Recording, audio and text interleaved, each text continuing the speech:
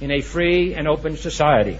And we are, as a people, inherently and historically opposed to secret societies, to secret oaths, and to secret proceedings.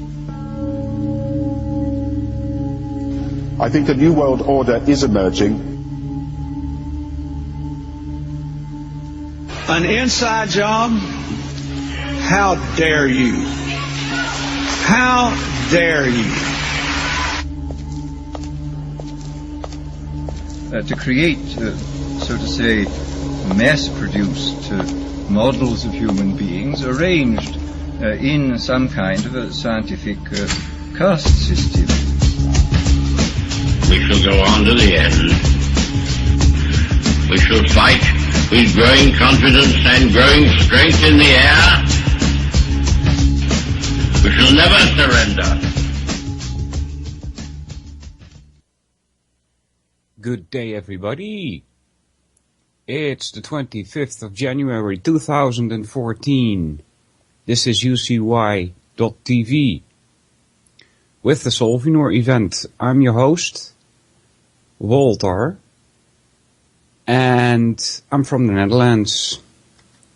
So, I learned my English in Canada, where I was for about 2 years. It helps to know different languages. I also speak German, not as good as English though. Excuse me. And I smoke on air, so yeah, sometimes I cough a little. I'm a chain smoker, more or less. Although I don't like one cigarette with the next. I do smoke too much, that is a fact. I don't worry about that though. Not a lot. There's much more pressing things to worry about. I make radio because I feel it as an obligation. I'm not trained to be a radio host. So if there are like small pauses, so to speak, silence now and then, that's because this is not a produced radio event. I used to make radio elsewhere also, and very rarely that I even prepared for anything. I don't think that is needed. The consciousness that I have should be enough to make radio. So I don't prepare anything. In the sense that I don't know what I'm going to talk about, usually. Unless I have like things open on a PDF, and I do have some things open, which we will probably get to. And this is about Trivium, but not going to get into that right now.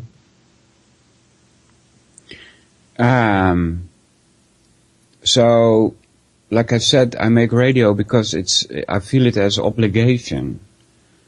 See? Not 100% that for the next sentence that I'm going to state.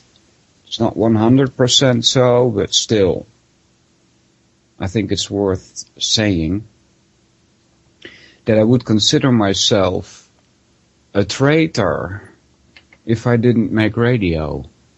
And this goes even as far as when I talk to people normally, in the street or in a supermarket or wherever. Because I'm a philosopher, I always try to speak truth. And so that goes for anything, doesn't matter what. Like last time, For instance, I was at the supermarket, and they've got these small things that you put between your groceries and the next person's groceries, so that the person behind the cashier, what you call that? The cashier knows when to stop and hit the total button. And on these little things, they had this text that said, if you're 18 or younger, that you have to have an idea. But then an idea, not as an IDEA, but ID. And so I was like, okay. And then it said, younger than 25, you have to have an ID. So that's a contradiction in itself, right? First, the thing says younger than 18, you must have ID. And then it says younger than 25, you must have ID. And so I talked to this lady behind the cashier, not behind, but so talked to this lady. And I said, what's this with age 25 having to have an ID? And she says, nowadays it's so hard to distinguish how old people are. And I'm like, really? So wasn't it like that in the past then? And she looks at me and she says, she says, well, the government is forcing us to do this. And so I said, okay, well, if it were really that hard to distinguish age of people, how do you know if somebody is 25 or not? And again, she looks at me like I'm a ghost or something. And I said, this is ridiculous, isn't it? And the people behind me, they start smiling and laughing a bit. You know. So I didn't mention words like ihre Papiere, Peter. You know, because that if you say something like that, you know, you open up such a hole of worms, a can of worms. It's unbelievable. And people don't seem to realize that we've lost a war, so to speak. You know, they said they teach us at school that the Allies came and liberated us. Really? From what? From having to show your papers everywhere? Identification. You have to have one here in the Netherlands.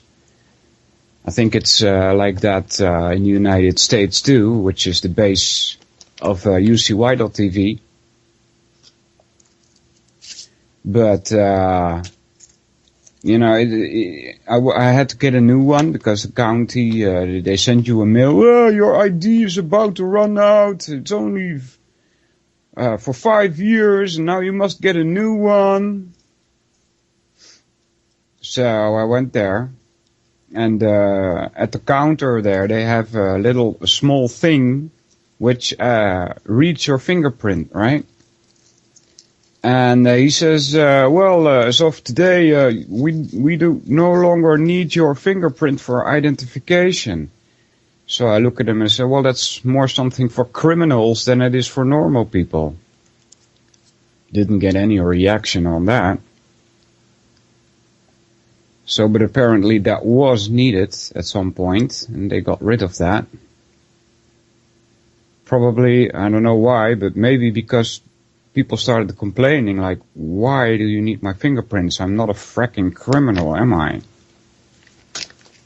You know, that's what you do with criminals. You take their fingerprints. Or suspected criminals.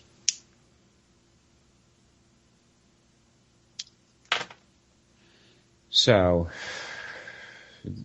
why I make radio is because that's more of an egoistic reason. is because, people may get the wrong idea when I say this, because then the answer is, well, why don't you commit suicide? Right? Then you do not understand when I say, I do not want to live in this world. And they emphasize the word live, and I emphasize this world. You see? There should be some major changes in this world before I would want to live in it again. So, among those changes are very limited government, as opposed to what we have now. I mean, even the normal Dutch people, they say, well, there's too many rules. Yeah, no kidding, there are too many rules. They come from the government and the European government. And the government doesn't listen to the people also. It's like they want to have a European constitution for the European Union. And they find out that a lot of people in the Netherlands don't want it. And so what do?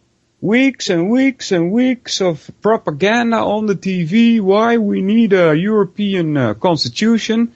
And it's all positive, right? We have to have this. And there's nothing to be found on the TV that says, no, we don't have to have this. So that's propaganda. And why did he do that? Because there was pressure on the government to have a referendum about it. And so they did. And 60% of the people was against. And, you know, even with the propaganda on TV. So they said, and then the government says, okay, we cannot accept this. And they start a new referendum. Like, let's try this again. Now that in itself is ridiculous, of course. But again, the people say, no, we don't want this. And what do? They sign it anyway. You know, it's not like they listen to the Dutch people. No, it doesn't work like that. It's not a democracy.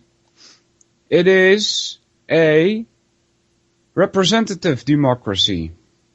And even when they say that, they're lying, because it's not a democracy, it's a monarchy. You see, we have a king. And if he wants to dissolve the government, all he has to do is get rid of them. And he can do so. It says so in our constitution.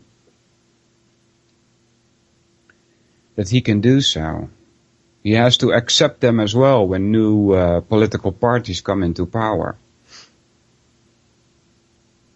And also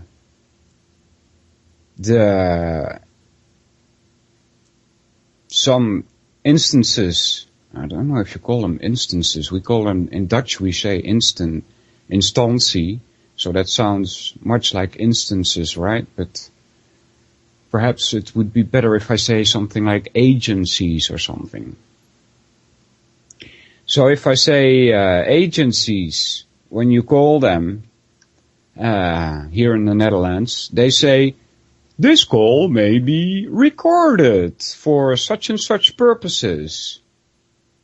And every time that happens, the first thing I say to them when I get somebody on the line, I do not allow you to record this because you are violating my constitutional rights. I have right to privacy. Like, you're not allowed to open my letters that I write to somebody else either. Right? And you're not allowed to record my telephone calls. Right? So that always starts off wrong with these people. There's a chat room. If you go to ucy.tv, you mouse over shows, click on any of them, and you will get into a chat. And somebody in the chat is asking, what was the subject of the referendum? If we wanted a European Union constitution, Dan, and we didn't. Just like the Irish didn't.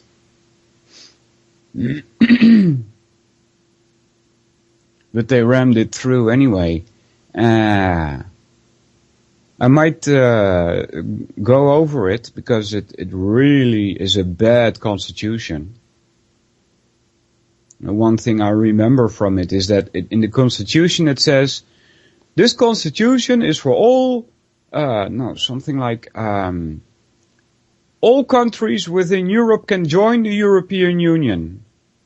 Right? That's what it says. Something like that. All countries in Europe are allowed to come into the European Union. Like, for instance, Switzerland is not in the European Union yet, and there are other countries that are not. And so I read that as that non-European countries are not included in that, right? Well, why else would you say that European countries are allowed to enter the European Union? I mean, what else could be the reason for that than to exclude non-European countries, right? And so what do? They start talks with Turkey, of all places. That is not a European country. 9/10 of it is Asian.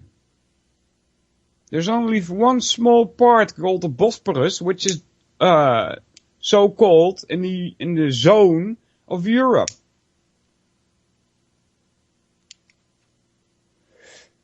Yeah.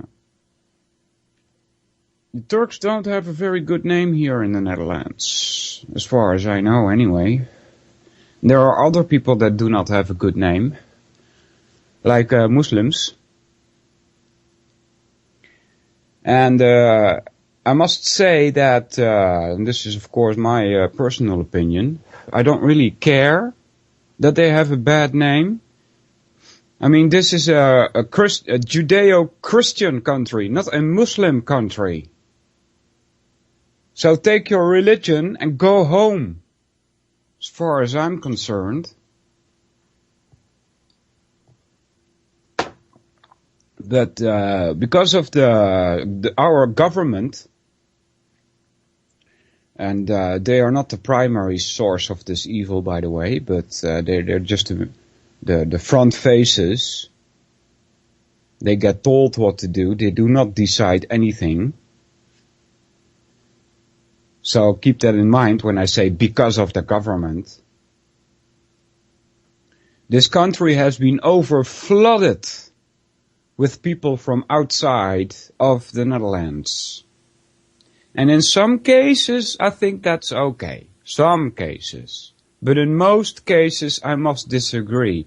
If you have such trouble in your own country that you need to run to the Netherlands, you're a traitor as far as I'm concerned.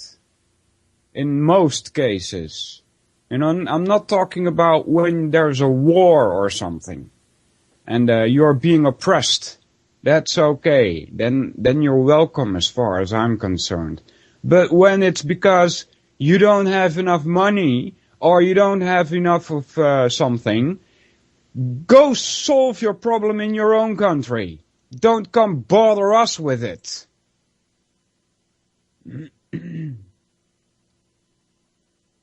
So, you should be able to do that. We did it here too.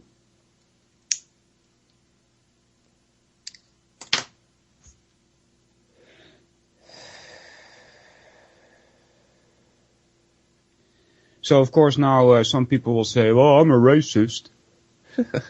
Yeah, like I care. I really don't. Call me a racist. I don't care. As a matter of fact, it's the white people that are victim of this racism. You know what they call it here? They call it positive discrimination. Can you believe that? There are companies that have to allow non-Dutch people to come work for them. You know? So, as a Dutch white guy, I'm being discriminated against. It's ridiculous. I thought this was my country. Ha ha ha. Well, you get rid of that idea pretty fast, because it's not. It really isn't. We made a lot of fuss about a lot of things here in the Netherlands. And only one thing seemed to help, as far as I remember, when we went on huge demonstrations. And this was in the 1980s. There were 1 million people in Amsterdam demonstrating against placing nuclear weapons in our grounds, on our soil, as a defense against other countries like Russia. So there were a lot of people against that, and that had an effect. That did have an effect. And there's one good thing that I can say, and this was probably due to one of the demonstrations that I went to as well, even though it was only a very small demonstration, like there were not even 100 people there. Not even 100. Can you believe this? They called it a demonstration. It seems like the spirit to demonstrate has disappeared here in the Netherlands. We don't do that anymore. The last time was the 1980s. So, but I went to this demonstration because there here in the Netherlands we have somebody, a high place of government. His name is Joris Demmink, and he was mishandling little children sexually also. And there were already 4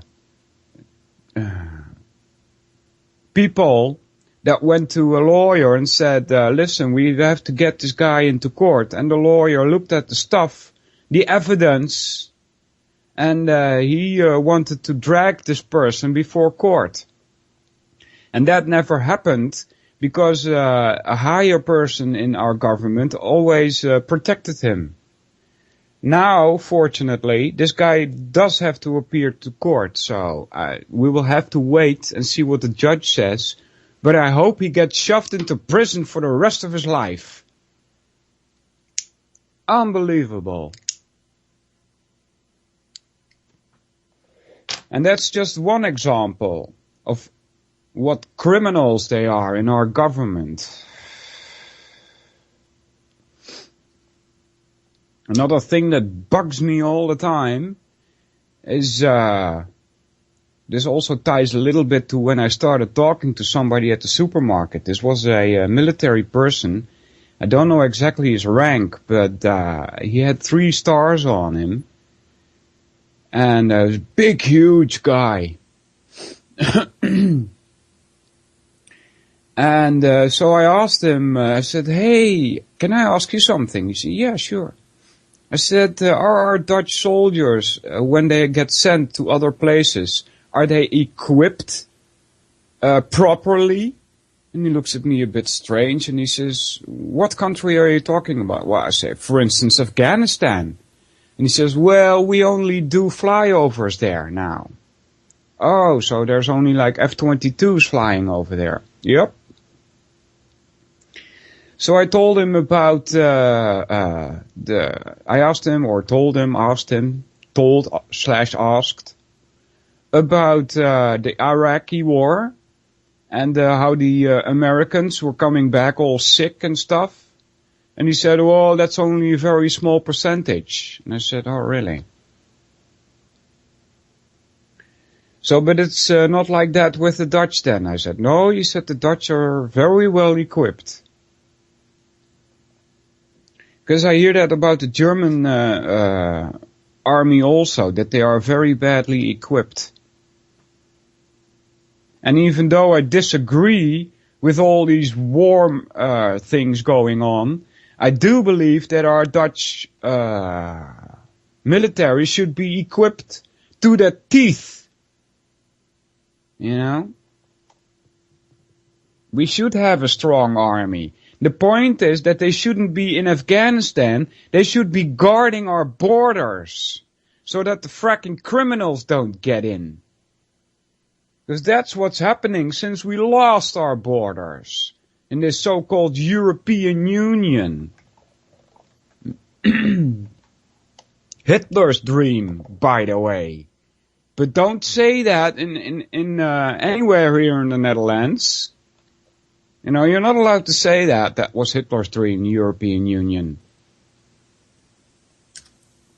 Because you will get, you know, they will look strange at you. They'll think like, what's he talking about?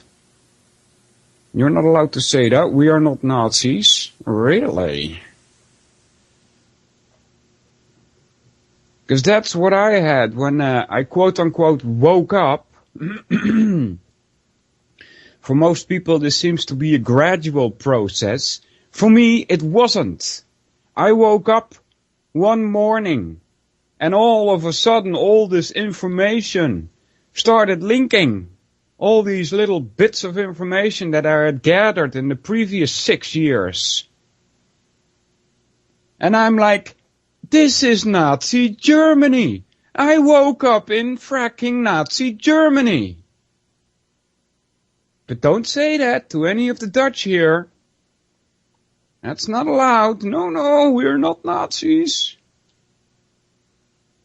Really. In my opinion, we are.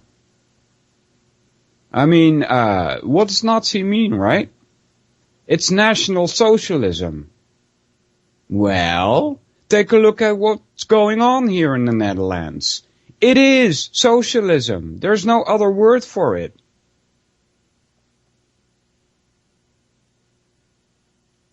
And instead of the national, we have European socialism.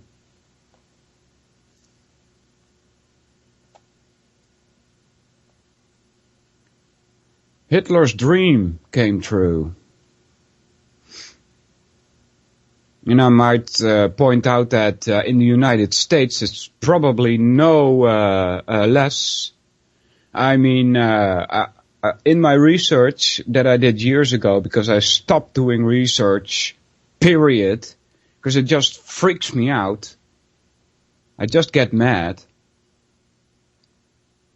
But I saw some pictures, for instance, and other texts also, about the Nazi movement in America before the war. Go take a look. They were pro-Nazi. Right? But then your harbor gets bombed, Pearl Harbor happens, and all of a sudden you're with Britain. Also, remember Prescott Bush, who also was one of the financiers of the German war machine.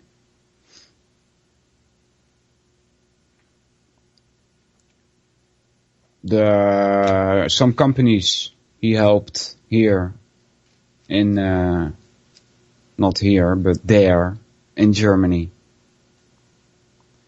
Take a look at IBM in Germany with the Second World War. And all these companies go free. They are Nazis. Some of you will say, "Oh, he's starting to sound like Maya Brussel." Well, I don't care what you think. I really don't. This is my event, and I say what I want. Yeah, my coffee is gone. Damn it, I need some coffee. But I can't do that because this is a live show.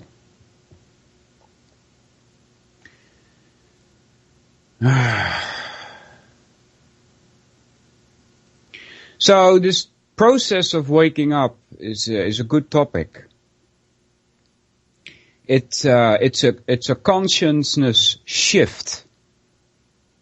It really changes your consciousness. Yeah. When I had that shock, then I woke up that morning, there was a very brief period, and I mean like a split second, of fear.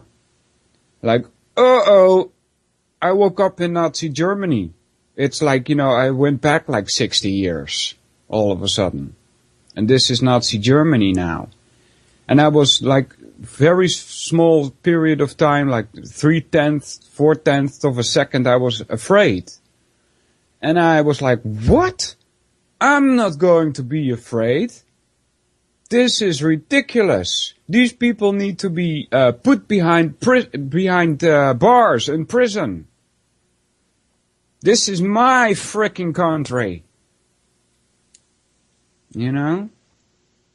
So I got, instead of fear, I got very, very, very, very, very, very, very mad. And I still am. That's not going to go away, ever, ever. Not going to happen.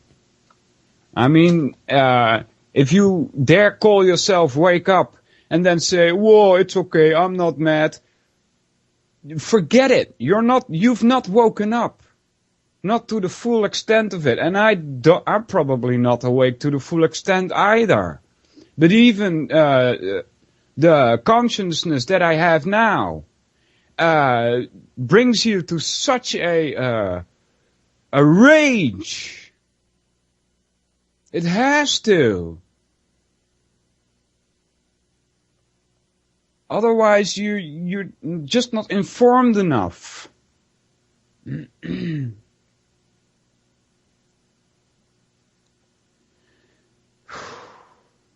Reacting to somebody in the chat here. That's correct, Mike.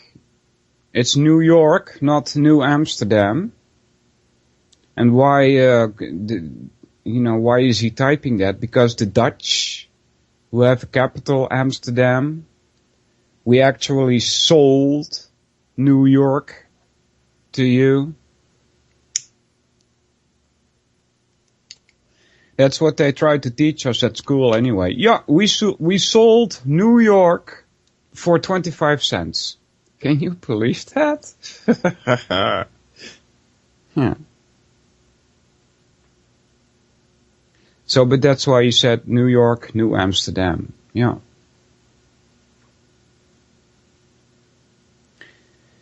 So, I'd say if you're not mad, you're not awake. You have to be. There's no other option. And if you're not mad, if you're not enraged, you need to do some more research.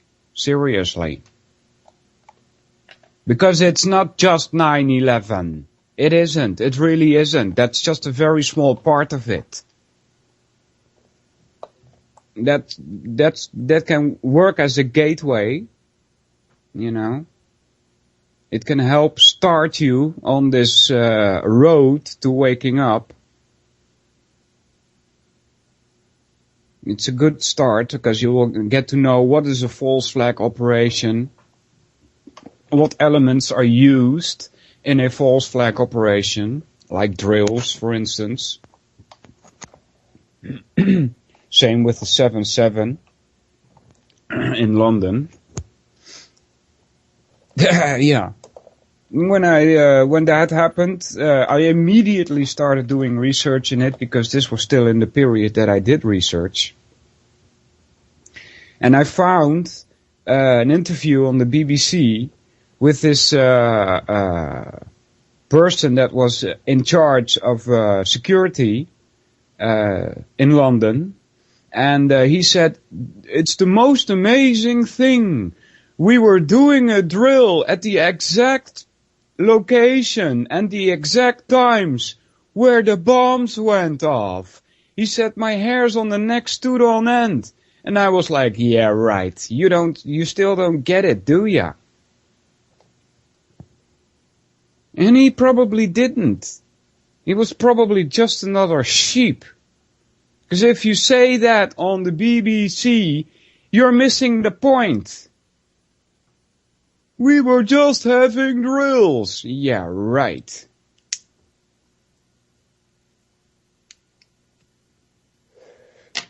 Yeah. So when I heard that they were having drills on the same exact location at the same exact time, I knew it was a false flag operation. Immediately. There's no other option. You know, there's no such thing as that happening coincidentally.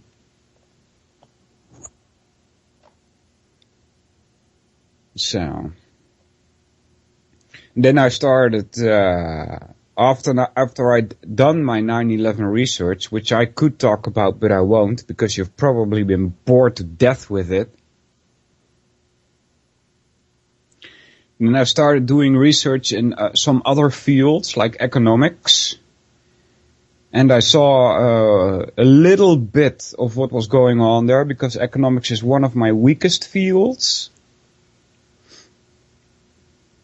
But religion is another one.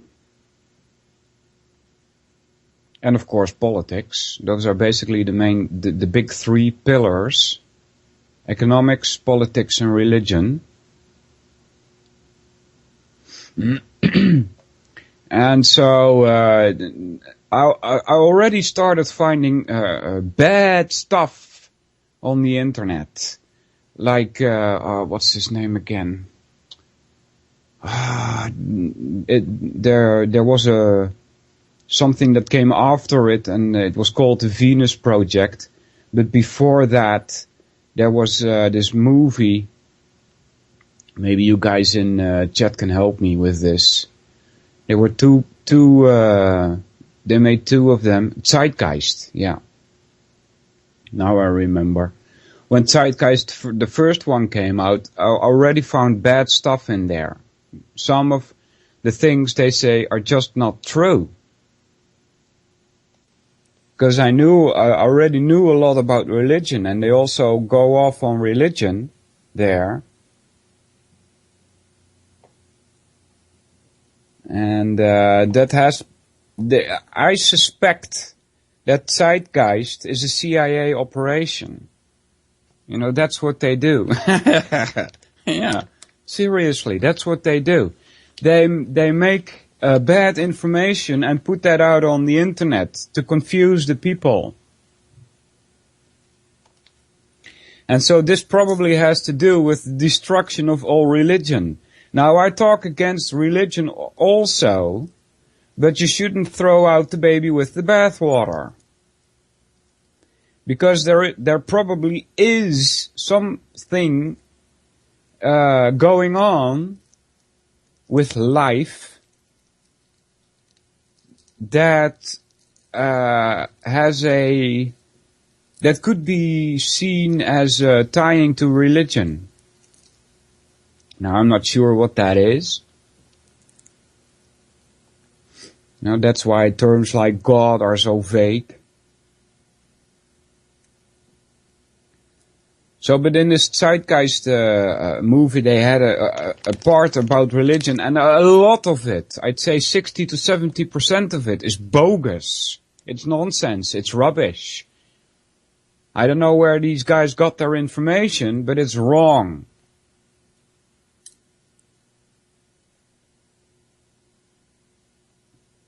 Some of it, most of it, 60% of it is wrong. And also, they have to put some good stuff in there, you know. Otherwise the people won't bite. That's a trick of gatekeepers and such, that they bring out some truth and then mix it with a lot of other garbage. That's why they are called gatekeepers. They put you on the wrong path. Like a red herring, you see?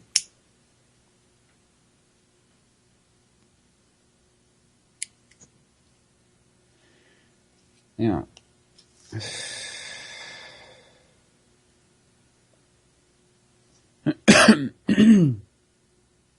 So this path of waking up should change your consciousness. And for me, it came as a shock, as I said. And I'm a latecomer. I really am. I mean, there were people awake before 9/11, like Bill Cooper, for instance. And others. And I should have become awake before 9/11, but I didn't. Because the information that I was being presented with was so much, and so much of the wrong stuff and half-truths. And I was still very naive, thinking that this was the best that they could offer, and I just couldn't figure it out. What's going on here? So that's why I didn't wake up before 9/11, because I sure had the opportunity to do so, but I didn't do the research, you see?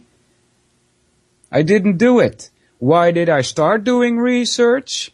Because I saw something impossible happen on CNN on 9/11, 2001.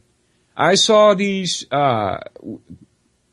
110 stories, 412 meters high, disappear in about 11 seconds. And by the way, the number 11 is very, very much seen in this whole 9/11 event. It's unbelievable.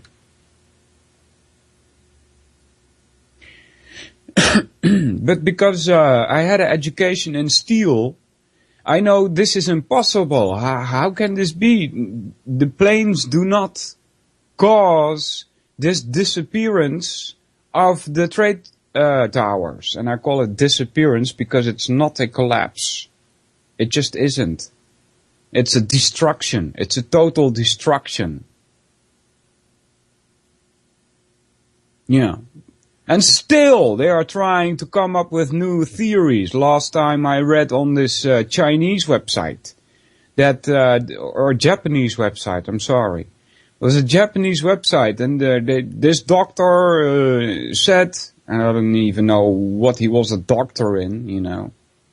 Talk about appeal to authority, right?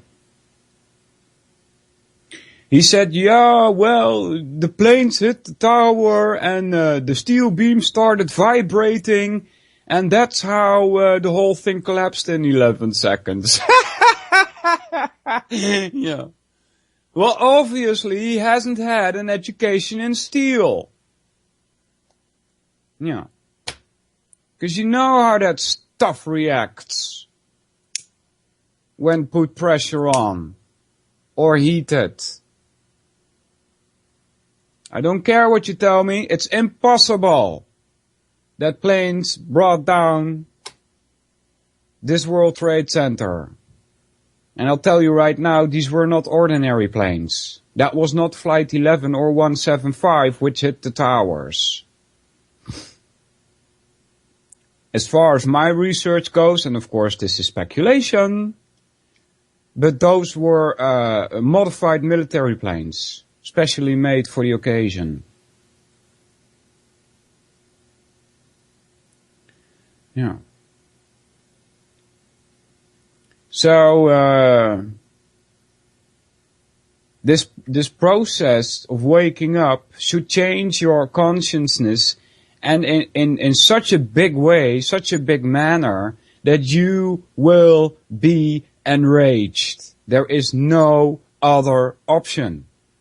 In this case, you know, in this way, I could say that if you are not mad, you should do some more research. Yeah.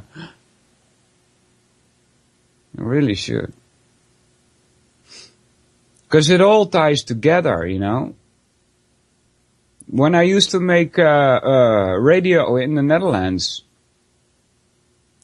I talked about all kinds of things. About mythology, psychology, and philosophy, and all kinds of things. And people ask me, like, why do you do so many things in one show? And I said, listen, I'm lighting up little points, little flashes of light in a huge field. And they are all connected. They're all connected. It doesn't matter what topic you study, be it medical science or physics, they are all connected. And how can that be that they're all connected? Because it's all planned. All of it. The whole schooling system, it's all planned. You're being treated like rats. And you're predictable as rats. That's how it's all connected. You see, most people should know what they mean when I say they. And I'll give you one example. The Huxley family, for instance. There are many more families, but I'll just give you that name, the Huxley family. Or the Darwin family. The Wedgwoods. They know exactly what they're doing, and they do not make mistakes. They don't. Some people say that 9/11 was sloppy in execution. That the plan didn't work as intended. And when I say they don't make mistakes, I really mean it. There was no mistake on 9/11. There really wasn't. What do you think? That they let these towers come down in 11 seconds and nobody's going to notice that it wasn't a plane? Seriously? They knew exactly what they were doing. They knew exactly that there was going to be all kinds of stuff on the internet about it. They knew exactly that there would be radio stations popping up. This is history, people. That's how they created World War II. They knew it was going to happen because of the Versailles Treaty. They know exactly what they're doing. So what me and other hosts are doing was predicted. So, therefore, I will repeat what Bill Cooper says, especially for you people in the United States. I'm not so sure about if that works for us here in the Netherlands. But yeah, for you people in the United States. Your government is the best government that ever existed. And now you're going like, huh? What's he talking about? Don't try to overthrow your government. You should get rid of the criminals in there. But the system that you have should be applied. A republic. Right? And also, if this is going to happen, if this huge change is going to happen, that people in the United States don't call themselves a democracy anymore, but realize that they're supposed to be a republic, don't fall for the, you should get rid of the federal government, period, but the government system that you have is fine. But don't fall for arguments like, well, who should have the right to say whether marijuana is legal or not? The federal government or the states? That is a false argument. It's like saying, who do we want to be boss? The federal government or the state? Wrong. You are the boss. You pay government to do the things you want them to do. You are the boss, the government is the servant. You are the master, the government is the slave, not the other way around. And that's, as far as I can see anyway, what was meant to be your government in the United States. So don't go into a fracking revolution and kill all that. Because you will get worse in return if you do that.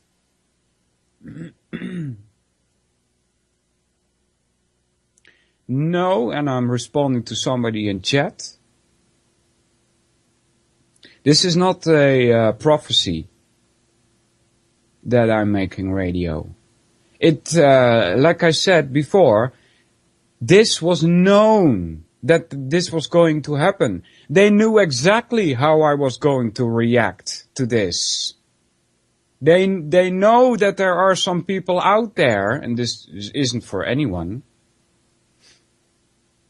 This doesn't go for everybody, but they knew that there are people out there who are going to react with action to waking up. And yes, crack, something has to be done, but be very wary about what you are going to do, and also have an idea about what you want in place. You know, there's a lot of talk about, well, this is bad and that is bad and we need to get rid of this and we need to get rid of that.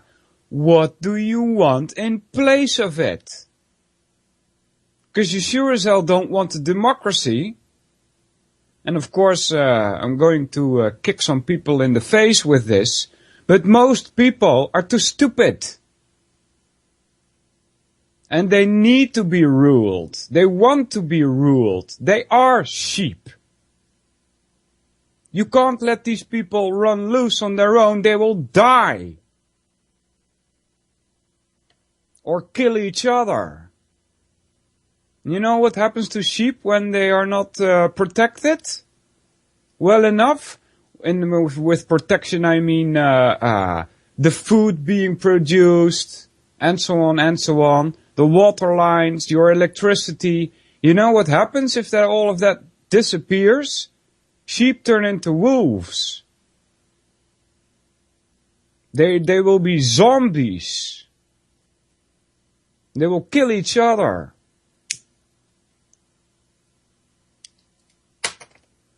So be very careful what you wish for. Yeah.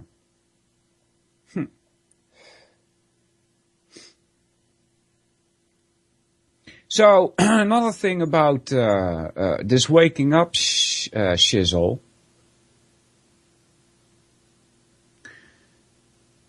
And this ties a little bit to some spiritual talk that is also a lot of out there, which is most of it is New Age rubbish. And they got this from India. All of it. This New Age crap. It's Indian. India, not Indian as in American in America, where they used to have Indians. No, it's India, in the Far East.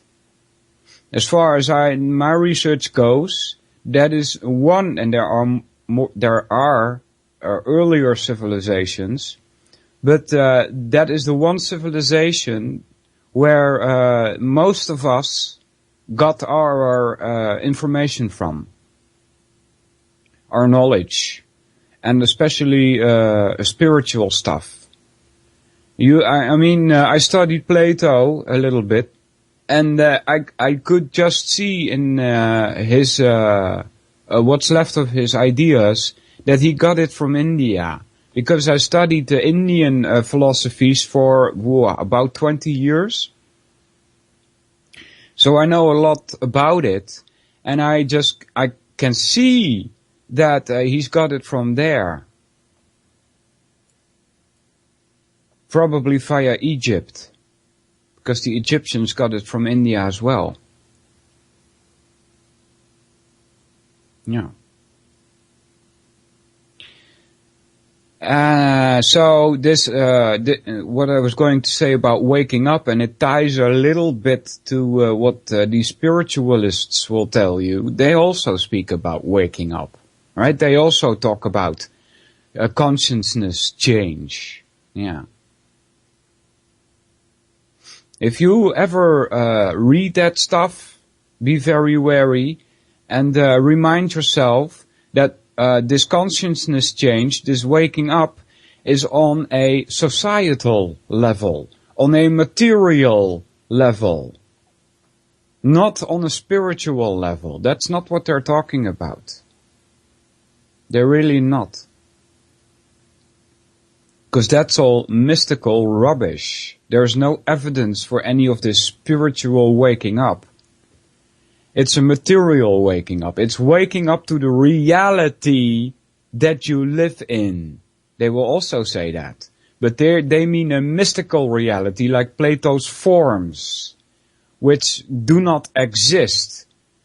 Socrates made that very clear. So when they say, however, in this your path of spiritual awakening, right? You must have heard that before. They say that if you're on this path of spiritual awakening, any advancement that you made, you can never ever lose. And that is exactly what happens when you wake up to the reality that we live in. If you're woken up, there is no going back. In other words, you cannot go back to sleep. It's impossible. Your consciousness will not allow it.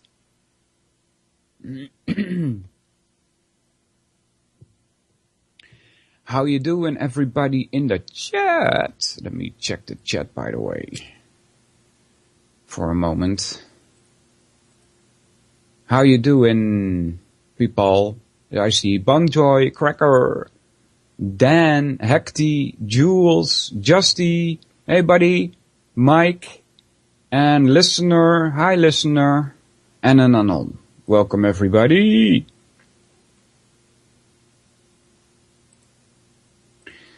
Yeah. So I was talking about this Indian origin of everything, right? And even there in India, thousands and thousands of years ago, they were a controlled people. Religion is a tool to control people. And I got this from Bill Cooper, who I also listened to a lot in my research period. This probably happened when people, I shouldn't say people. This probably happened when a humanoid form of living beings started using their intelligence. And that's, as far as I know, by the way, the whole story of Adam and Eve and the snake. That refers back to a period when some form of humanoids started using their intellect. And when we started using our intellect, we saw all kinds of quote-unquote miracles happening. Why did we call them miracles? Because we didn't have a scientific explanation for things that were going on. Like earthquakes and things like that. Ebb and flow of water, things like that. So, people started wondering, how can this happen? You see, that's probably the origin of religion. And it has been hijacked long, long ago. It has been hijacked, this idea that we have, well, there must be something going on. Because the people didn't understand what they saw when they started using their intellect for the first couple of generations, you know? And so they started making stories about what they saw. And these became the mythologies. So in a sense you could say that mythology was the first science. Now that we know a little bit more, because we still have no clue what gravity is, for instance. But now that we know a little bit more, we can explain some of these unexplainable things that the previous generations needed gods for in their stories of mythology to explain what happened. Because a lot of mythology actually refers to history that actually happened. Like Troy, for instance. You see? I mean, even 200 years ago, people thought that Troy was myth. It didn't happen. It was just a story. It did happen. They found that out later. I believe it was about 100 or 150 years ago that they found Troy. So these mythologies are a veiled explanation of what happened in the past. That's why you cannot ever take these mythologies literally. You will be falling into all kinds of traps, which you will not get out of. That's why I say the Bible, a good story. But don't take it literally, because you will get lost, stuck in dogma. So that's not good.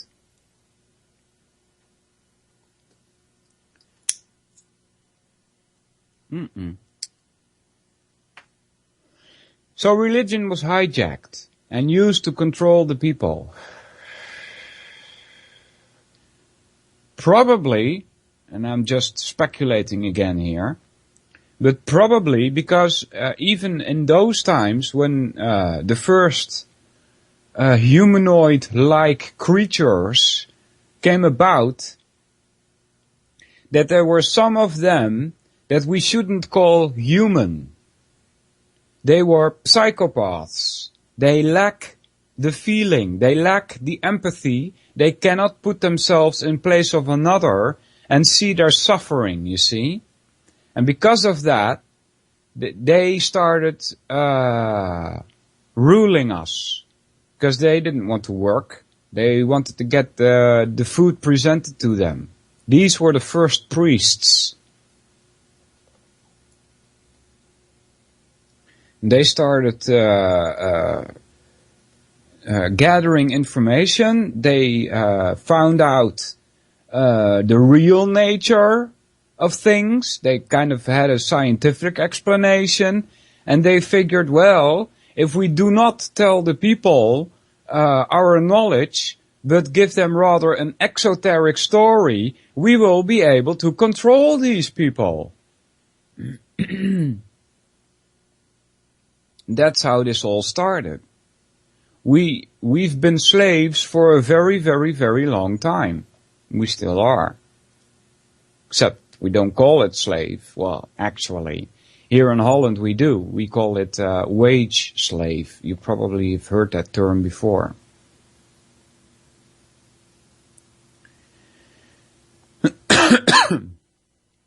Excuse me.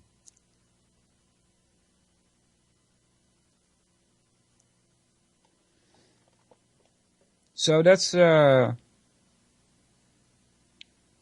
or less the human condition, so to speak.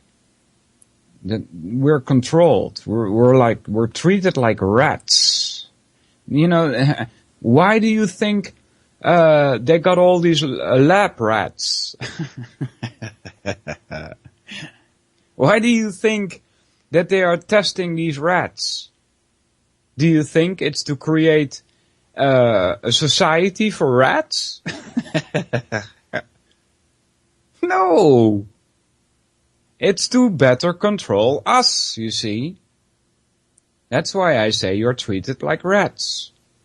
You literally are. Yeah. So I've rattled on for about an hour already. If you guys have any questions in chat, you can do so. Otherwise, I will probably start getting into the topic for today. Yeah, the topic for today. And because I had like 3 people that I have contact with, no, actually 4, maybe 5 even. And they said they listened to my radio and about the Trivium. And they said, yeah, well, it's interesting and I want to know more about it, but it seems so difficult. So I decided to start it all over again and give you ahead of time this with you. Take this with you. You do not have to master this. You really don't. Gaining a familiarity with it is more than enough for when we start. And this will take years. Grant yourself years to familiarize.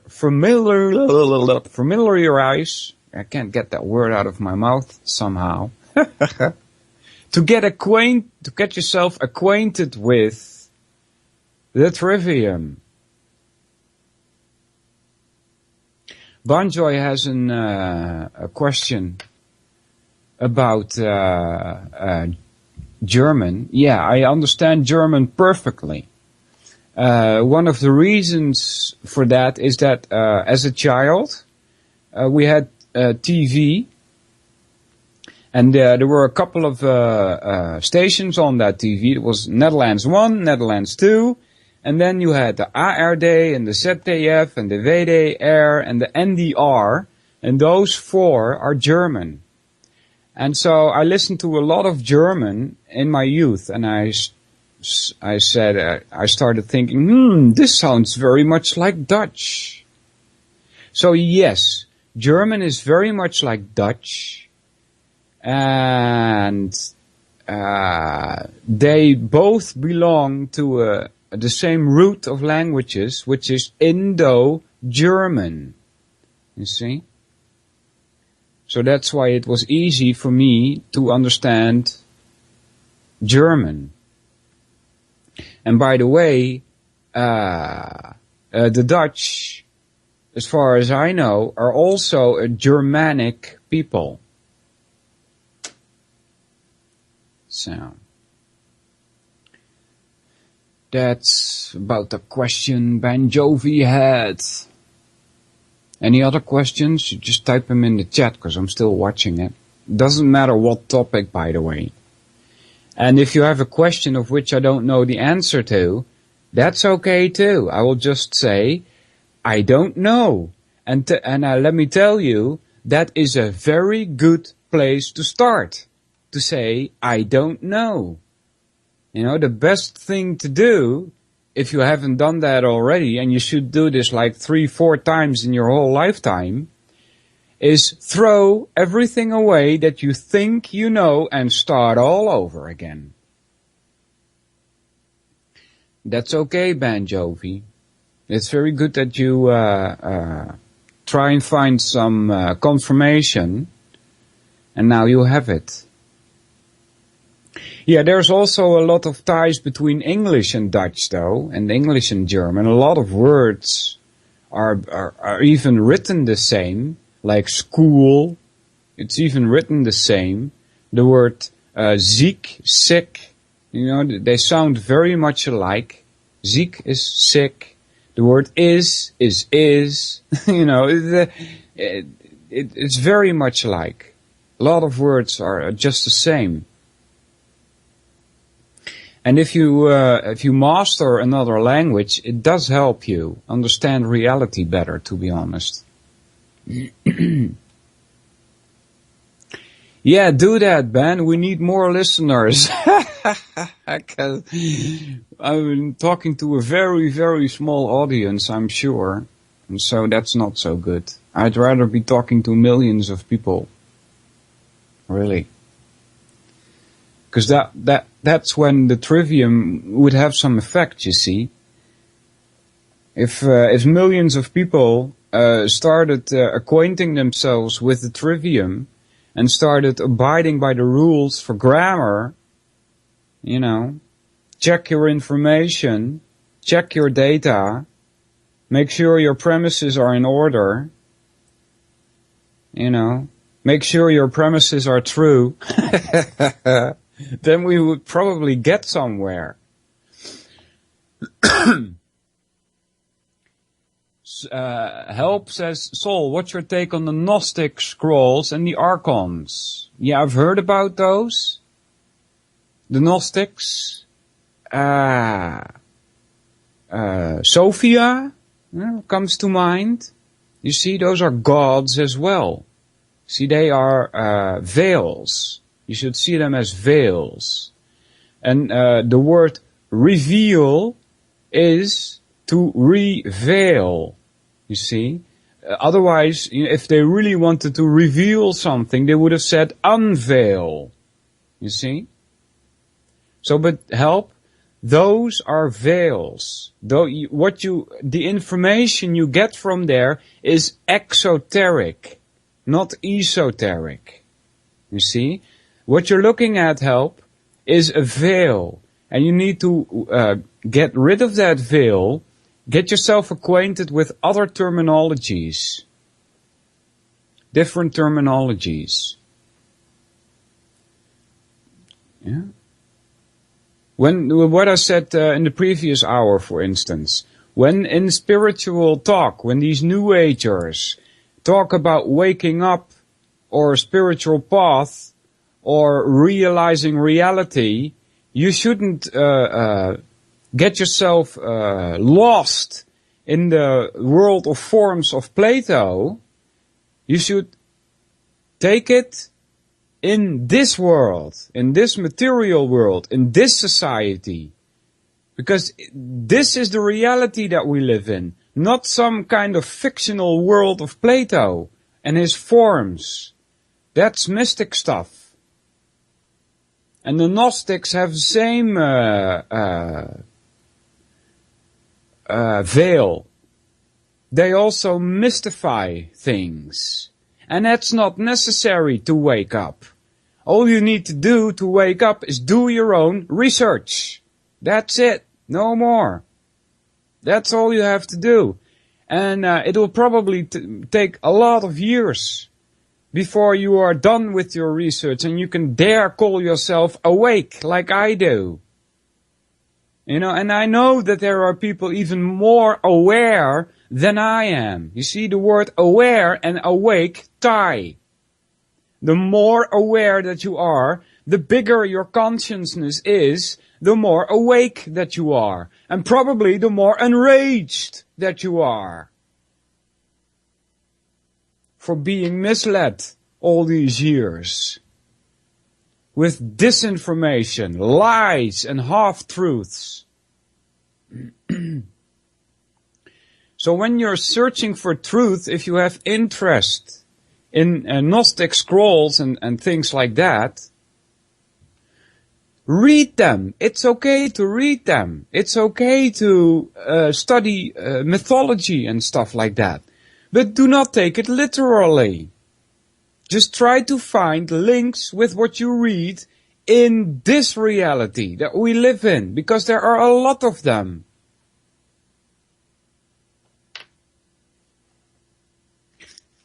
Like the Trinity, for instance. I talked about this last time also, so I'll skip it now, for instance. I'll skip it now. But this Trinity can also be found in the real world. Okay, I'm skipping the spiritual stuff now. I'm skipping the mythology stuff now. And I'm telling you, the Trinity, and they're shifting by the way, but the Trinity now, in this reality, is Washington DC, London City, and the Vatican. That is your Trinity. Those are the ruling cities of this world. Those are the capitals. That's your Trinity. You see? So it's okay to read all of that stuff. But do not take it literally and try to find links in this reality. Okay, that's about enough for my ranting. I'm gonna step into the Trivium, guys. Okay, so what is the Trivium? The Trivium is part of 7 liberal arts. And There is the Trivium. TRI stands for 3. So keep in mind, guys, I'm not following the chat on Chatango anymore. So I can't see your questions. If you do have questions, it's okay. You can Skype me at Solvinur. Just send me a contact request. This can be done live, it's no problem. And type your question in there. If you have any questions, they will pop up for me. So we'll get that fixed then. But I have to, I'm skipping to a website now. It's called triviumeducation.com. It's one of the best sites out there. Not only the site itself, but it also has a lot of links to other sites that will help you in studying the Trivium. So, the Trivium is part of the 7 liberal arts. And the 7 liberal arts are general grammar, formal logic, classical rhetoric, which comprises the Trivium. Then you have the Quadrivium, which is all about number. The first is number, that's 4, is number. 5 is geometry, which is number and space. You see? Then there's music, which is number and time. See, so there the space and time gets interacted. And then the last one is astronomy, which is number and time and space. So you see, the Quadrivium is all about number. But listen, maybe in 5 years or so, we'll get to that. First, we need to get the Trivium under control, so to speak. And like I said before, just getting yourself acquainted with this for the first couple of years is okay. There's no problem with that. Even getting yourself acquainted with this will boost your self-esteem immensely. So, what is the Trivium? As far as I can see, it is you could see it as a mirror of your mind, right? That's why at triviumeducation.com it says between brackets, the Trivium method, and then between brackets, pertains to mind. You see? Because this is how your mind works. Whether you like it or not, this is what you're stuck with. And that's also a reason why it's being withheld from you. Because you will pinch through all of the methods that are being used to control you. When you are good in the Trivium. You will not be suckered into all kinds of rubbish that they try to fest on you. You see? So,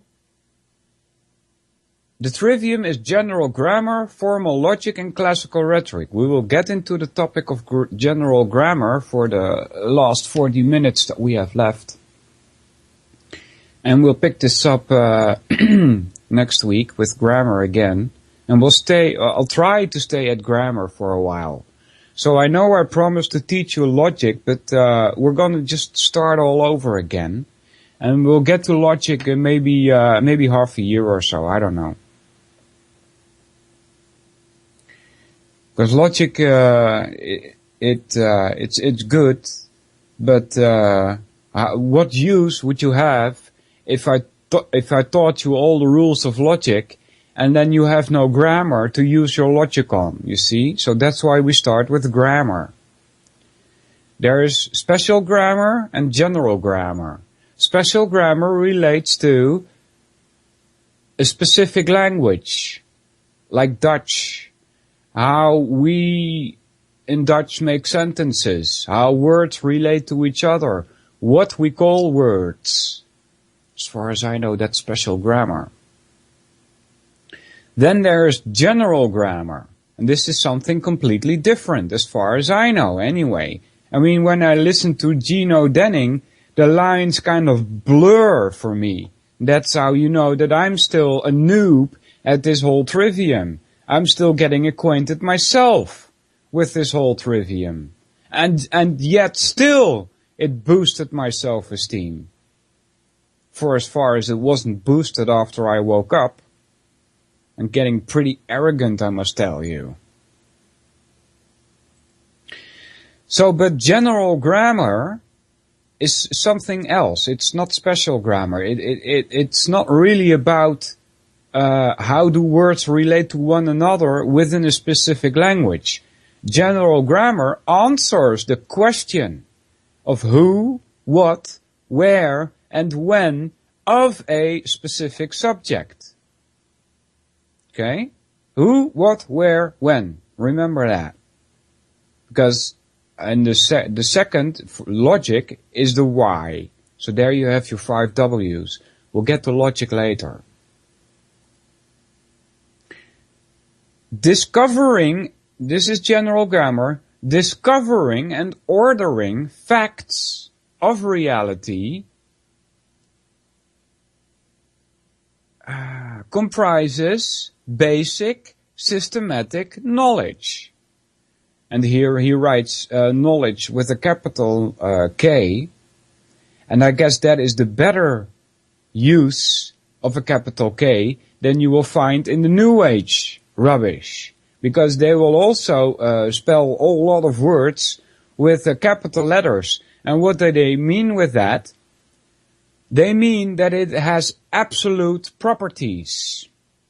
They mean that it's being deified. It's godlike. You see, that's why they spell it with a capital in the middle of a sentence. That's what happens here as well. Discovering with a capital D, that's because it's the beginning of a sentence, so that's normal, you see. Discovering and ordering facts of reality comprises basic, systematic knowledge with a capital K. And I must say this is the very correct use of the word knowledge with a capital K. Why? Because it ties to reality. You see, there is no difference between truth and reality. That's why I accept this spelling with a capital K. Because it relates to truth. Anything that is and has a tie with truth can be spelled with a capital K. Can be spelled with a capital letter. Yeah. Hello. Yeah. He's, if you go to triviumeducation.com, you will find a lot of things there. And this is new. He's updated his website. And so this is part of the 7 liberal arts. And let's see what it says here. From Webster's International Dictionary, 1893. The arts are divided into various classes. The useful, mechanical, or industrial arts are those in which the hands and body are more concerned than the mind. You see, arts, you see, hands and body. As in making cloths and utensils. These are called trades. Yeah? The fine arts are those which have primarily to do with imagination and taste, and are applied to the production of what is beautiful. They include poetry, music, painting, engraving, sculpture, architecture. But the term is often confined to painting, sculpture, and architecture. The liberal arts, the higher arts, which among the Romans only free men were permitted to pursue, were, in the Middle Ages, these 7 branches of learning: grammar, logic, rhetoric, arithmetic, geometry, music, and astronomy. Yeah. And by the way, I've heard that this is partly correct. It says here, but the term is often used, the liberal arts, which among the Romans, oh yeah, that was a part by the Greeks then. See, so among the Romans may be correct. But as far as I've been told by people that I trust, it is said that even in the Greeks, they also had slaves, right? And, but you know, those times were probably even better for us people than now. Because now, if you're a slave, you've no way of getting out. But in Greece, you were able as a man to come out of your slavery and become a free man, you see? But so in the Grecians, when they had slaves, sometimes, apparently, these slaves were used to teach their children the Trivium. So the slave even had knowledge of the Trivium, you see? So, but I don't know about the Romans, if they did so. Probably though. In modern times, the liberal arts include the sciences, philosophy, that's my bit, by the way, I'm a philosopher, history, etc., which compose the course of academical or collegiate, there you see my English sucks, collegiate, something like that, education. Hence, degrees in the arts, master and bachelor of arts. Okay? So if you go to triviumeducation.com, you can read that for yourself. It's on the front page. Also, a lot of links. The deliberate dumbing down of America, for instance. Very, very nice. The School Sucks project. I suggest you go look at that also. There's, on the website, there's Trivium Part 3 with Gino Denning. Awesome. Trivium Part 2 with Gino Denning. Trivium Part 1 with Gino Denning. Now there's somebody who can explain it to you much better than I can. I mean, he's so eloquent also in his wording, you know. His use of the language is so clear. Unbelievable. I should study some rhetoric to master this myself a little bit better. But I just can't put myself to do that yet, because I'm still feeling like a noob when it comes to grammar and logic. So I'm focusing on those two for now. You see? Okay, there's a lot more there. Unplugged Mom with Gino Denning. The Gnostic Media with Gino Denning. Jan Irvin on the Gino Denning. Also, you can also type Gino Denning in the YouTube. You will find stuff that has been put up there by people, including me. I've got one interview there. Solvinur with Gino Denning. So, they do it much better than I do, people. Let's get into this one then for the last 30 minutes that we have. Let's see which one was I going to do. This one, I think.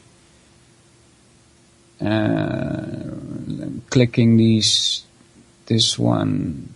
I've got more tabs open here. I think I was going to do this one. Discussion on grammar. Yep. Discussion on grammar. Primary organization of thoughts. Yeah, you see? That's the reason why it is important to get this in your head. So that your mind is not a fracking mess. You see? As full of contradictions and stuff. That's how your mind gets messy. Grammar. Not only the rules developed and applied to the ordering of words, concepts, for verbal expression and communication in the form of a sentence, but our first contact with thinking systematically about reality. Yeah, and this word reality is getting a better explanation later.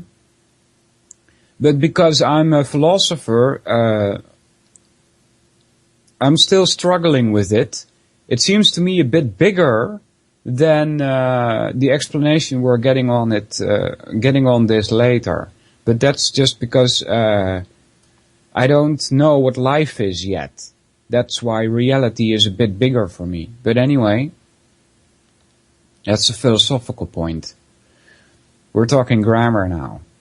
Put simply, this is the initial self-conscious technique used improperly, that is discursively and sequentially, organizing factual data into a coherent body of knowledge on a particular subject. Okay, let me give you an example of this.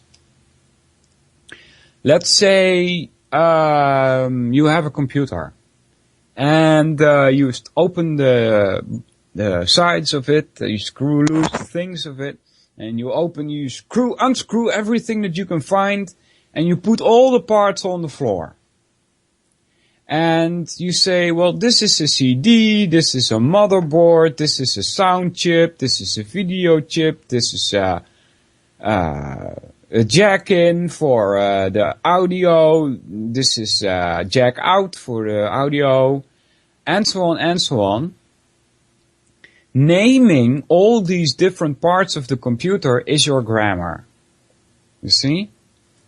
Grammar is like bits of information, like data. And if you understand all of that data, you would be able to put the computer back together again and make it working. You see?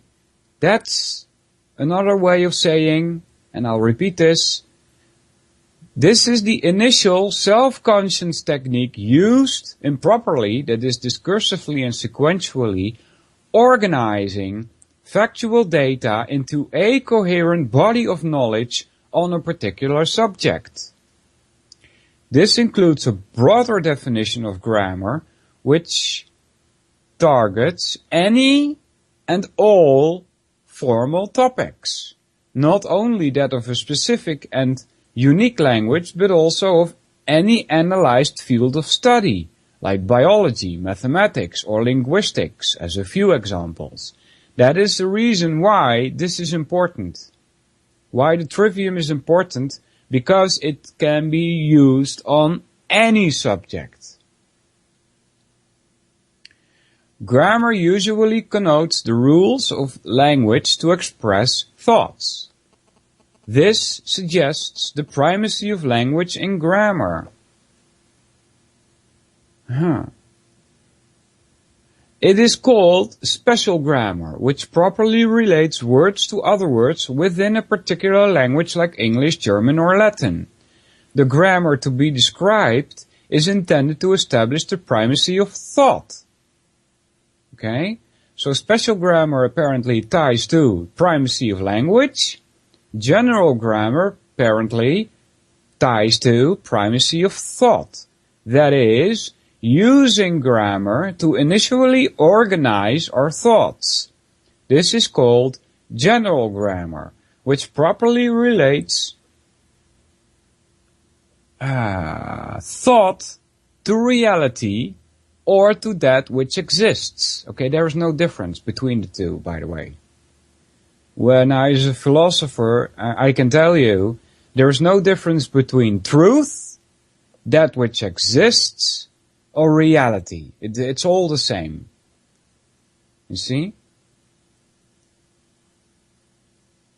I hope to get you a broader, to give you a broader idea of what truth is by saying this. They call some part of this quote unquote movement is called the truth movement. Yeah, I have no problem with that. It's a good word for it, because what they're talking about ties to reality. You see, not the nonsense you get on TV.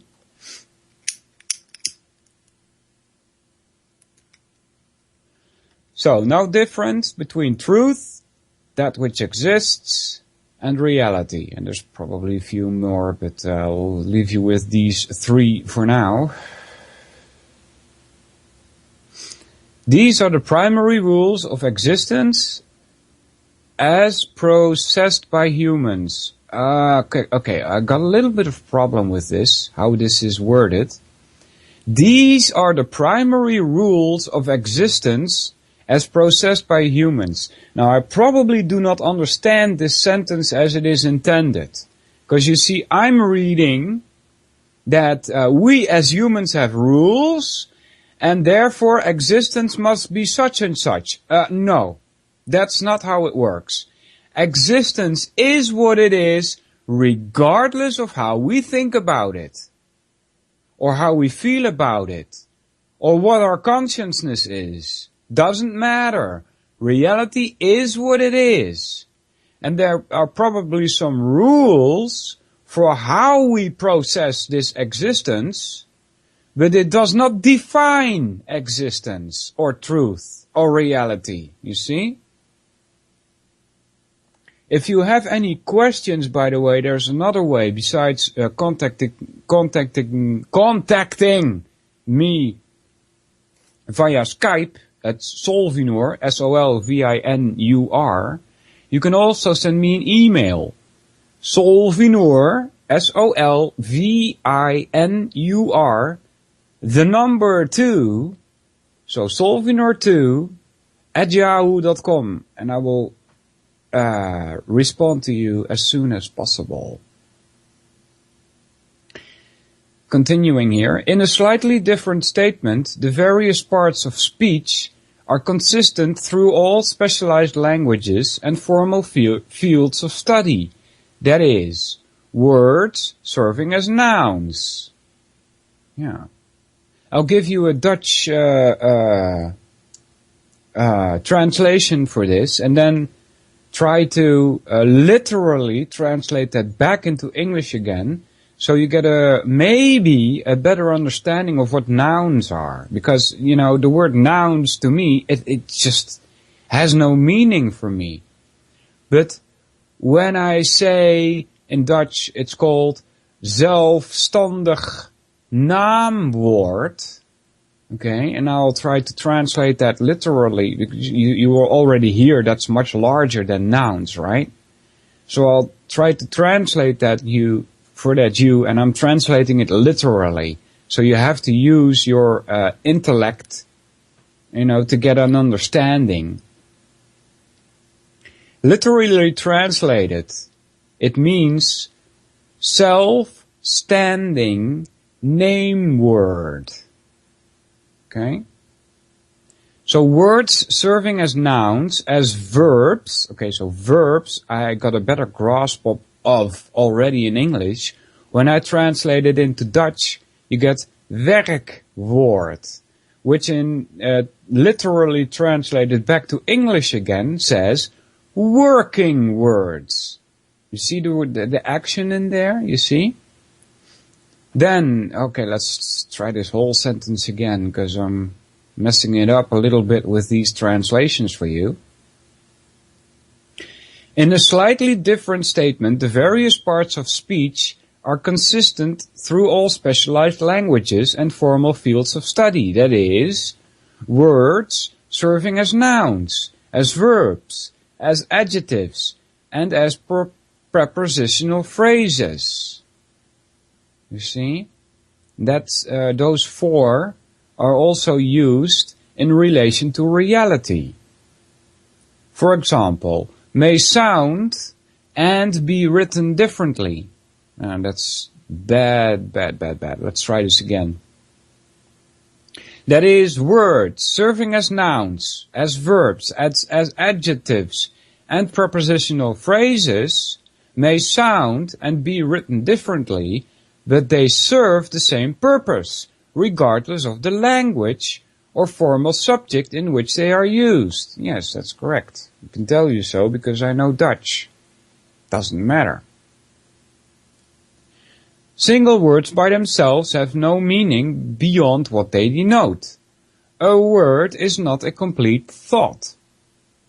Slow, green, above, bird only point out phenomena like action, attributes, relations, and things, respectively. See? So slow would be an action, a green would be an attribute, above would be a relation, right? And bird would be a thing. They are not complete thoughts. A sentence, and by the way, I wonder why in court they also have this sentence. You are sentenced to blah blah blah. I don't even know if it's written the same way, but the fact that it sounds the same way bothers me. Because as I've said before in a previous broadcast, language is used to control you. That's it. Language is the prison in which we can express ourselves. And it is used to control you. A sentence, a series of words containing a subject and a predicate, is the first representation of a complete thought, which has meaning. At times, a thought needs more than a word representing a thing, a substantive, a noun or pronoun. Yeah. Pronoun in Dutch is a persoonlijk voornaamwoord. Translated back to English again, it says personal prename word. And other words stating something about the subject upon which the thought is predicated, a verb, but also a word or words standing for something to complete the thought, something which completes the meaning of the predicate, a complement or an object. Note the spelling of complement, which refers to being completed. Yeah, exactly. The word meant means the act of, not mind, in most cases. As far as my research goes, in 99% of the cases. Only in the word mental does the word meant mean mind. That's the only one I could find where I could 100% say for sure that meant is mind. In other words, it's not. In other examples, it's not. There will be another one coming up. It is different from the more commonly used term referring to admiration, spelled compliment. See? This is the basic structure of conceptual thought, subject, predicate, and complement, or subject, verb, and object.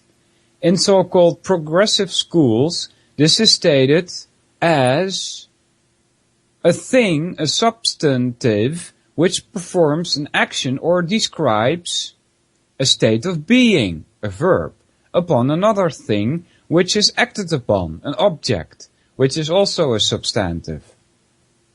A substantive. Grammar can be used for effectively organizing a number of such similar basic thoughts into a more complex composition for subjection to analysis and or synthesis. These two last concepts will be discussed in 3 on logic. Do you see why you have to have grammar first to be able to use logic? The type of sentence which declares something which can be affirmed or denied, is one which will be discussed, is the one which will be discussed. Sentences which ask questions, state comments, or make an exclamation cannot be subject to opinion, affirmed or denied. Declarative sentences are the only ones which can be called propositions. A series of simple proposition and propositional arguments constitute complete, integrated bodies of knowledge, or they can stand and be judged on their own. Example, definition, sentence. See here they give a definition of existence. Right? Existence is every substance, attribute, action, and relationship that is, was, or ever will be. So you see substance would be noun, Attribute would be what? I don't know. Action would be verb, and relationship would be what we said before, right? There's 4 here. Where are they? No, I can't find them back, of course. What we said before about slow, green, above, and bird. See? Action, attribute, relationship, and things. So attribute, yeah, and relationship. But they also tie to words like verb and noun, you see? You will get a better explanation of that if you type in Gino Denning, Trivium. He goes into very much detail about it, and he does it way, way, way better than me. Existence, again, is... it says here in... here it is. So it is every substance, attribute, action, or relationship that is, was, or ever will be, written in general grammar terms. That is, existence is every noun, adjective, adverb, verb, and prepositional phrase that occurs through the 3 dimensions of time. So you see, substance would be noun, attribute would be adjective, action is adverb and verb, and relationship is prepositional phrase. You see? There you go. Now, on a personal note, existence goes a bit further for me, but I suppose this could be said about truth also. You know, it's every substance, attribute, action, and relationships that is, was, or ever will be. Yeah. Although truth, you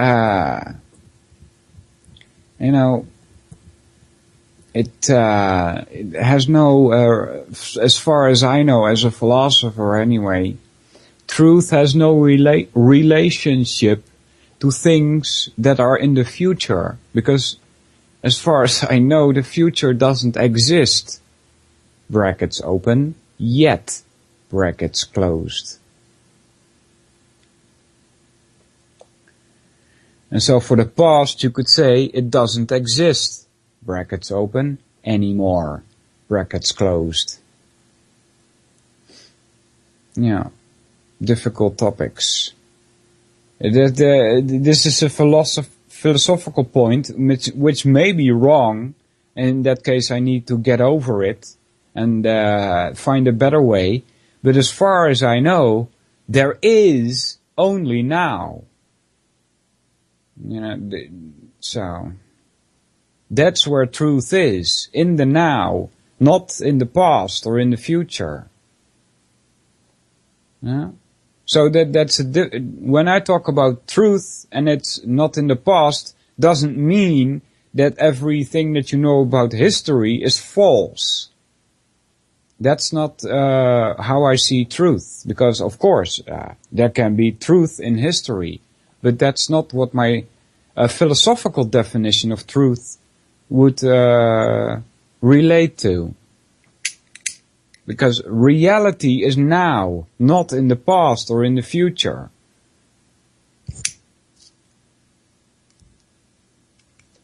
And as there is no difference between existence, reality, or the truth, you know, I'd have to say that. Existence. Concepts of existence. Now we're going to take apart this substance, attribute, action, and relationship. Substance. A person, a place, or any substantial thing perceived through the 5 senses, your instruments of knowledge. Pronouns and nouns. Right? That goes for substance. Then next, action. Those things that nouns do, as in motion or states of being. Yeah. Verbs. The whole word being should be defined further also, but Attribute, property of an entity like color, dimension, quantity or quality of force, etc. Adjectives, those are noun modifiers. And speed, direction, state of rest, etc. Adverb, verb modifier. Relationship, comparisons among existence, usually spatial and or temporal. Yeah? Preposition, words which connect other words to show the relationships among the items those words represent with a prepositional phrase, like next to, on top, of, or uncle of. Okay. Let's see.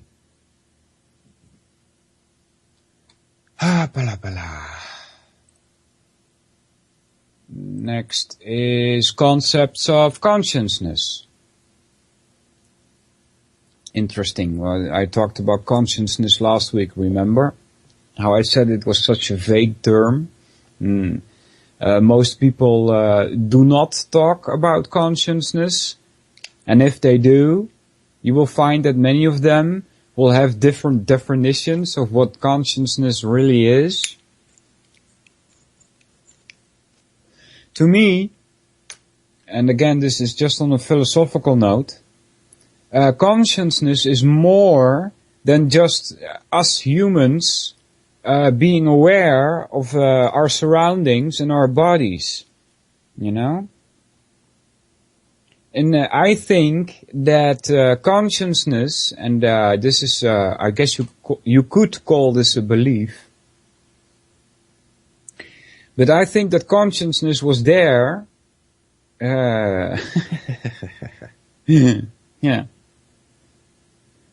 I'd have to say it was always there, you know, because I can't say it was there before, even before the universe was there, because I do not know if the universe was created or not, or if it has always existed. But because, you see, if you look out in the universe and you see all these stars, you know, I mean, our sun, which is a star, has 9 planets. So what makes you think that all the other stars don't have planets? That doesn't make sense, you know? It would make more sense to think that all of these stars have planets. Especially if the process by which these star systems, solar systems, came about has to do with gravity and spinning and certain parts of elements clumping together in a spinning environment. You know, it makes sense that there are planets around every star. And so when I look out in the universe and I see all these stars and I imagine all these planets, it looks to me like that's the whole reason why the universe is here. To give consciousness the ability to express itself. As far as I can see, that's the whole reason for the universe being there. It's to give consciousness the chance to express itself. So you see, consciousness is more than just us humans being aware of our situation here. But that's on a philosophical note. In general grammar, the concepts of consciousness, the words or, and, but, etc. are words and concepts to show relationships among thoughts and are used for unit economy in communication. It says conjunctions. Okay, what the heck are that? We're gonna have to copy this and put this in the search engine. How many minutes? We've got a couple of minutes left. Dictionary, and then paste. Dictionary. Okay, let's see what it says here. Conjunction. It's a noun and falls under grammar. A. Any member of a small class of words distinguished in many languages by their function as connectors. Ah, you see? That's why you got that and, or, no? So those are conjunction, okay? Let's see, where were we? There are 7 of these 9 essential components in the study of grammar presented in the logical order, if not the chronological order, in which they were probably developed for expression and communication. Funny how he says that here, right? In which they were probably developed. Excuse me? Are you telling me that language was developed? And not just evolved? Yeah? I'd say he's right. Because, like I said, language is the prison in which we can express ourselves, and language is used to control us. So it would make sense if it were developed by some ancient priest class. You see? The other 2 are articles, a or an and the, placed before a noun to show whether it is general or particular. Yeah? A man or man, you hear the difference? And exclamatory interjections, words which can stand alone as a sentence, like wow or yay. All other grammatical structures are details within them. Within what? Oh, sorry, I don't get this. The words as used are not necessarily the identifying parts of speech in the example definition sentence, but it is meant to illustrate that the order in grammar refers to items and events in reality. Yeah. See, that's important. When we're speaking about general grammar, we're talking about language as it relates to reality. See? To the universe around us, and not just to some arbitrary rules of mere writing or speech as prescribed by authorities or social conventions, such as was unsuccessfully attempted when the rules of Latin were applied to English. And then he has a question mark behind it. How do I read this sentence as a question? So, that goes for logic as well. Jumping a little bit into logic. Some say that logic is nothing but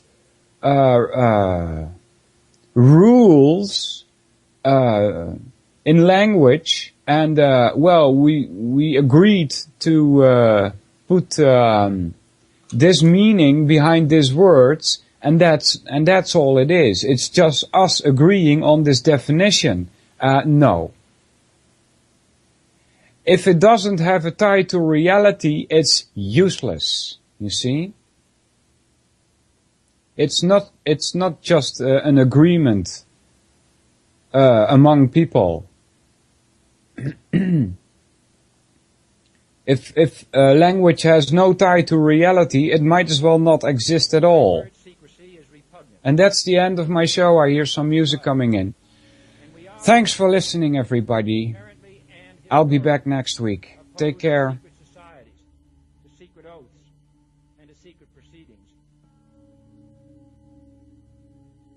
I think a new world order is emerging. An inside job? How dare you? How dare you? To create, so to say, mass-produced models of human beings arranged in some kind of a scientific